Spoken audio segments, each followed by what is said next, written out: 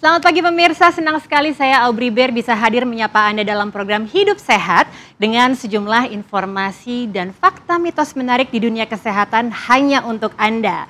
Pemirsa, di antara jenis makanan dan minuman tadi pastinya beberapa di antara Anda pernah mencoba atau terbiasa nih mengkonsumsinya sehari-hari. Awas nih pemirsa, hati-hati dengan kandungan gula tersembunyi di dalamnya. Memangnya sebenarnya apa sih bahayanya dan apakah benar ini bisa menjadi salah satu penyebab seseorang di usia produktif terkena diabetes?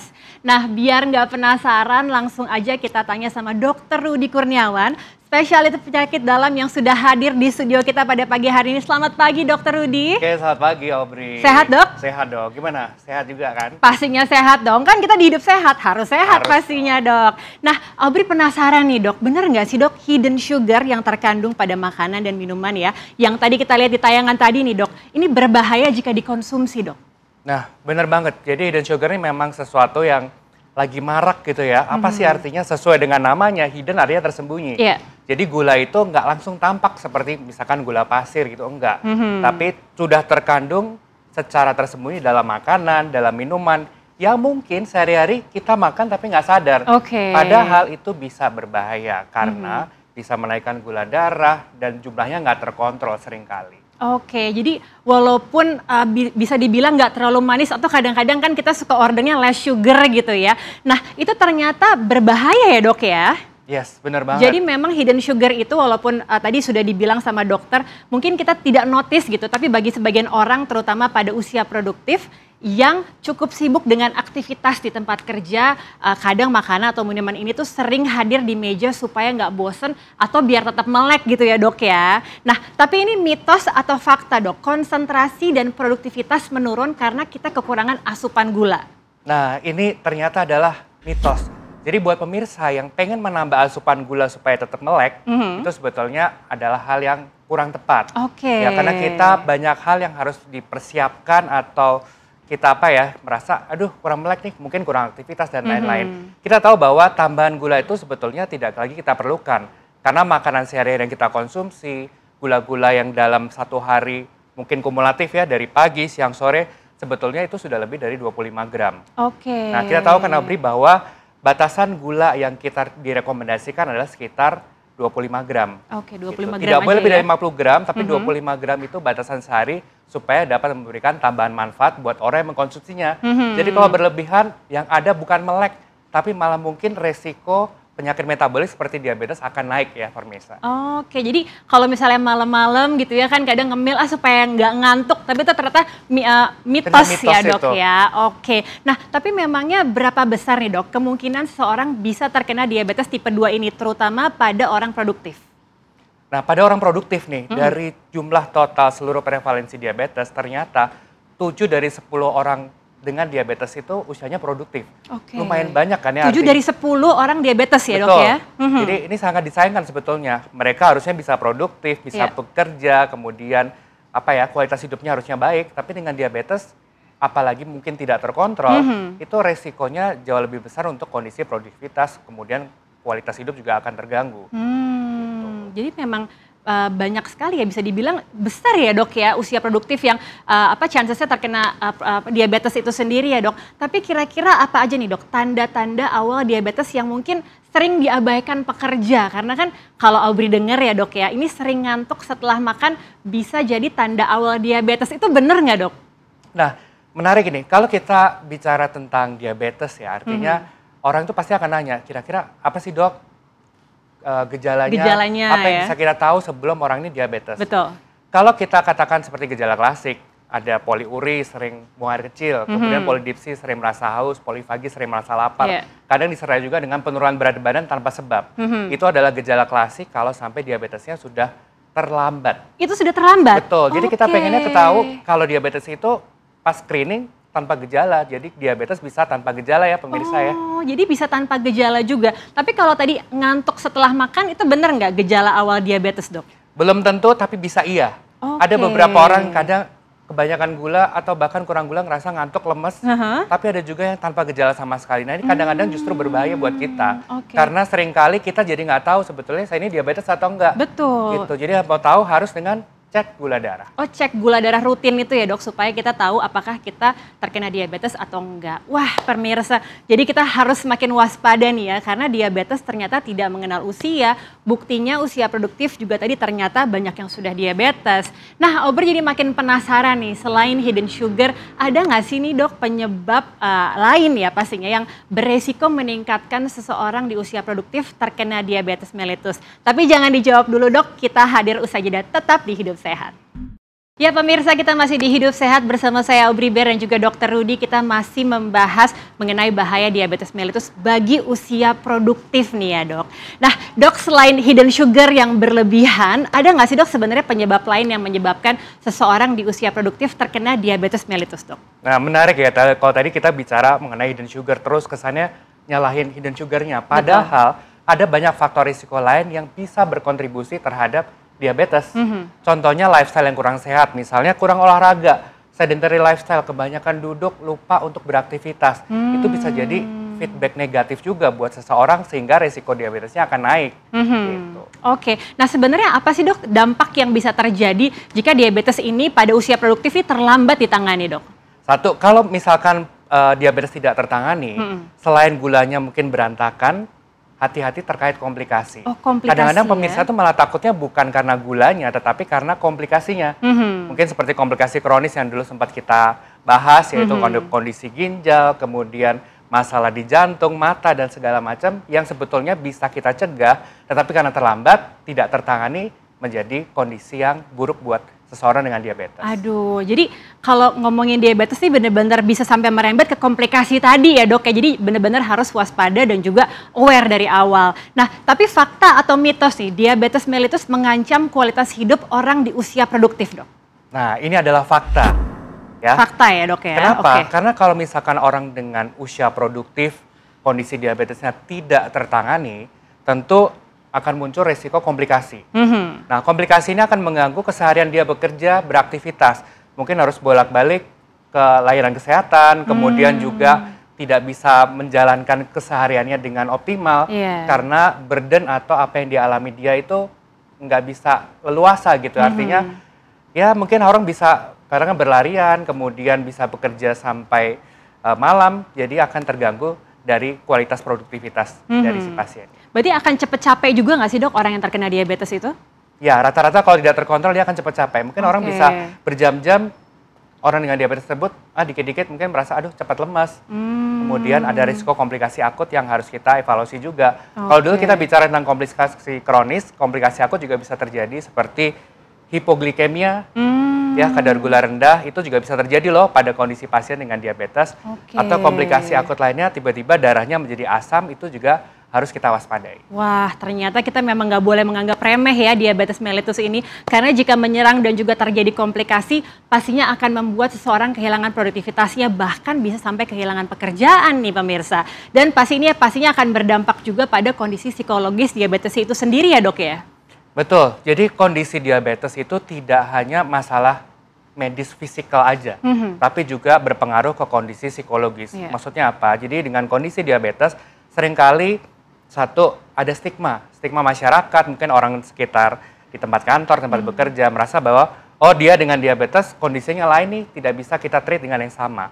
Padahal kondisi diabetes yang terkontrol itu sudah selayaknya ya seperti orang biasa, kita nggak boleh melakukan stigma atau mengganggu secara psikologis orang dengan diabetes tersebut. Kemudian juga secara psikologis mungkin orang itu merasa berbeda gitu ya, harus bolak-balik ke layanan kesehatan, kemudian ada kondisi-kondisi tertentu yang mungkin merasa berbeda dengan orang lain, padahal sebetulnya kita tidak ingin berdampak seperti itu. Artinya orang dengan diabetes harus merasa dirinya sama seperti orang biasa, apalagi kalau sudah terkontrol itu sebetulnya sama aja, nggak apa-apa. Tapi mungkin nggak sih dok kayak jadi lebih was-was gitu ya kalau misalnya orang dengan kondisi diabetesi gitu ya dok. Dia akan lebih secara psikologis lebih takut untuk mengkonsumsi makanan gitu, takut gula darahnya tinggi, itu mungkin nggak dok seperti itu? Tentu kondisi tersebut bisa ya, artinya orang dengan diabetes pasti lebih aware. Wah makan ini lebih manis, wah makan ini mungkin kandungan gulanya lebih banyak. Artinya akan sedikit ada perubahan perilaku atau treatment terhadap dia gitu dibandingkan orang lain. Padahal kenyataannya antara makanan diabetes sama bukan sebetulnya sama. Tetap sama ya, Ya, Dok kita ya? sama-sama harus membatasi konsumsi gula harian kita, baik itu kondisi diabetes maupun yang bukan. Tapi seringkali masyarakat mengatakan bahwa, oh kalau bukan diabetes bisa makan sembarangan nih banyak gula. Nggak betul ya pemirsa ya, jadi walaupun kita tidak terkena diabetes, tapi kita harus tetap jaga konsumsi gula harian kita. Tadi ya di 50 gram ya maksimum ya, Dok ya? Ya 50 gram maksimal, 25 gram adalah batas untuk memberikan manfaat tambahan terhadap konsumsi gula dalam satu hari. Oke, tapi pasti ini pertanyaan saya yang juga pemirsa TV One juga pastinya pengen tahu sebenarnya ada nggak sih, Dok, resiko diabetes itu bisa dihindari? Karena pasti kita semua nggak mau dong ya kan terkena diabetes. Tapi jangan dijawab dulu, kita hadir usai jeda, tetap di Hidup Sehat. Ya, kita kembali lagi di Hidup Sehat, pemirsa. Jika Anda ingin menjauhkan diri dari bahaya diabetes mellitus, terus saksikan Hidup Sehat ya, karena kita lagi menggali nih bersama dengan Dokter Rudy di sini. Oke, Dok, jenis pekerjaan apa aja nih, Dok, yang kira-kira dinilai lebih beresiko bagi seseorang yang mengalami penyakit diabetes mellitus? Oke, ngomong-ngomong soal jenis pekerjaan, memang ada beberapa yang lebih beresiko ya. Contoh pekerjaan-pekerjaan yang sedentary lifestyle, jadi kebanyakan duduk. Entah itu mungkin di kantor atau dimanapun berada, tapi kurang aktivitas fisik itu bisa menjadi faktor risiko diabetes yang lebih tinggi dibandingkan pekerjaan yang mungkin lebih baik bergerak. Lebih aktif ya, Dok ya? Ya, itu yang pertama. Kemudian yang kedua, buat pemirsa, mereka yang bekerja dengan shift malam. Wah, termasuk dokter nih kayaknya ya. Jadi gini, kalau bekerja dengan shift malam, ada beberapa faktor yang menyebabkan kenapa seseorang itu diabetesnya lebih tinggi. Contoh yang pertama dari pola tidur dan kondisi metaboliknya. Ternyata stres metabolik ini juga berperan untuk meningkatkan risiko diabetes. Yang kedua, secara sosial dan habit, orang dengan shift malam ini cenderung lebih sering ngemil. Ya, seperti tadi yang kita bilang bahwa cemilan, hidden sugar itu bisa faktor kontribusi untuk kondisi diabetes. Pada shift malam ternyata secara penelitian mereka lebih banyak ngemil karena merasa lapar kali ya, Aubrey ya, malam-malam. Supaya nggak ngantuk. Betul, gitu ya? Nggak ngantuk. Makan manis lagi, terus, mungkin minum. betul. Nah, itu menjadi faktor resiko diabetes pada beberapa pekerjaan tertentu. Tapi mungkin kita jangan menyalahkan jenis pekerjaannya, tapi bagaimana kita bisa berproses untuk terus hidup lebih sehat. Tapi kalau misalnya tadi pekerjaan yang bukan di kategori itu, Dok, tapi gaya hidupnya gitu, atau mungkin dia lebih banyak mengkonsumsi hidden sugar, sama aja, Dok, berarti ya? Dia juga berpotensi besar juga terkena diabetes? Betul, jadi secara prinsip kalau kita mengkonsumsi hidden sugar yang cukup banyak, memang risikonya akan meningkat. Mungkin beberapa orang akan menganggap bahwa oke, saya akan minum atau makan sesuatu yang manis, tetapi saya akan berolahraga lebih tinggi. Ya, secara risiko mungkin bisa mengurangi, tapi tetap nggak bisa ya, karena hidup sehat itu nggak bisa satu-satu. Harus semua paralel kita kerjakan secara bersamaan. Berkesinambungan gitu. Betul ya, Dok, sekali, ya? dari pola makan, aktivitas fisik, kecukupan tidur menjadi faktor-faktor yang harus kita kerjakan secara simultan. Nah berikutnya, Dok, fakta atau mitos gula terkontrol pada diabetesi akan menyelamatkan kita dari komplikasi dan tetap produktif? Betul, jadi pada kondisi diabetes yang terkontrol, resiko komplikasi itu akan menurun.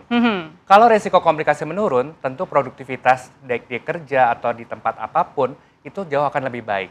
Tetapi perlu diingat bahwa komplikasi-komplikasi ini memang gampang-gampang sulit ya, karena satu, seringkali nggak ketahuan, jadi tetap harus screening supaya laju munculnya komplikasi ini bisa kita tekan agar di kemudian hari diabetes menjadi tetap terkontrol tanpa komplikasi. Jadi fakta nih ya, Dok ya? Yes. Fakta, nah Dok, mau dong, Dok, dikasih tips nih terutama bagi pekerja agar resiko diabetes mellitusnya bisa dihindari, terutama pada orang-orang berusia produktif nih, Dok.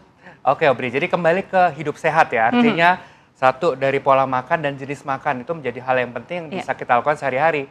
Jadi kalau lagi sibuk-sibuknya, lagi banyak kerjaan, jangan lupa tetap sempatkan makan sehat. Jangan beranggapan bahwa dengan beraktivitas berlebihan, udahlah makannya apa aja, kemudian bisa ngambil sana-sini, itu juga makin berisiko. Kemudian yang kedua, tetap lakukan aktivitas fisik dengan optimal. Ya, WHO menganjurkan bahwa kita beraktivitas fisik itu 5 kali seminggu, di mana minimal 30 menit dan 2 kali diantaranya ada latihan beban. Jadi jangan sepelekan olahraga, tetap sempatkan untuk kita berolahraga dalam kesehariannya. Lalu yang ketiga, cukupi tidur dan selalu berpikiran positif terhadap pekerjaan dan kehidupan kita sehari-hari. Jadi berpikiran positif itu adalah kunci juga ternyata ya. Betul, nggak cuma masalah fisik tapi juga masalah psikologis dan pikiran psikologis kita. Ya. Jadi tadi makan sehat, ya kan, hindari hidden sugar, dan juga tadi olahraga ternyata 5 kali dalam seminggu ya dok ya, Betul. yang dianjurkan ya. Oke, dan juga terutama untuk ibu-ibu rumah tangga nih di rumah pemirsa, itu juga harus tetap berolahraga ya, walaupun kayaknya udah sibuk di rumah, tapi olahraga itu juga tetap harus dilakukan juga, dan juga jangan lupa membatasi gula dan tadi berpikir positif ya dok ya. Oke, terima kasih banyak nih ya dok ya, sudah sangat masukannya dan juga informasinya sangat bermanfaat sekali pastinya untuk saya dan juga pemirsa di rumah. Nah, boleh nih dok, terakhir nih dok ya pertanyaannya, ada nggak sih dok cara untuk menghindari adanya hidden sugar ini supaya kita tetap aman dok? Oke, buat pemirsa dan teman-teman semua kalau pengen sesuatu yang manis, daripada kita nggak tahu nih makan mana, jangan-jangan ada hidden sugarnya, mungkin kita bisa pilih misalkan gula rendah kalori, gula 0 kalori untuk membuat makanan atau sesuatu kita lebih manis tapi dengan tetap manfaat kesehatan. Oke, jadi pilih gula dengan rendah kalori atau 0 kalori sekalian ya dok ya. Oke kalau gitu. Terima kasih banyak Dokter Rudy sudah hadir di sini, sudah memberikan informasi yang pastinya bermanfaat sekali untuk Aubrey dan juga pemirsa di rumah. Terima kasih dok. Oke, sama-sama. Nah, Aubrey punya informasinya nih khusus untuk Anda pemirsa setia TV One. Agar bisa menurunkan resiko diabetes dan diabetesi mengontrol gula darahnya supaya tetap produktif, caranya dengan mengganti gula dengan Tropicana Slim Diabetics. Tropicana Slim Diabetics gula yang paling ideal untuk diabetesi karena sudah terpercaya selama lebih dari 50 tahun dan terbukti bisa bantu jaga kadar gula darah diabetesi agar tetap normal. Baik juga untuk mereka yang ingin cegah diabetes, kok bisa ya bantu jaga gula darah? Karena Tropicana Slim Diabetics mengandung mineral alami kromium. Nah, mineral ini terkandung dalam brokoli dan bayam yang efektif dalam mengontrol gula darah. Selain itu, selain sajian Tropicana Slim Diabetics 0 kalori sehingga tidak akan meningkatkan kadar gula darah. Pemirsa, Tropicana Slim bisa dinikmati oleh diabetesi dan seluruh keluarga Indonesia. Tropicana Slim Diabetics bisa Anda dapatkan di minimarket, supermarket terdekat maupun online store favorit Anda.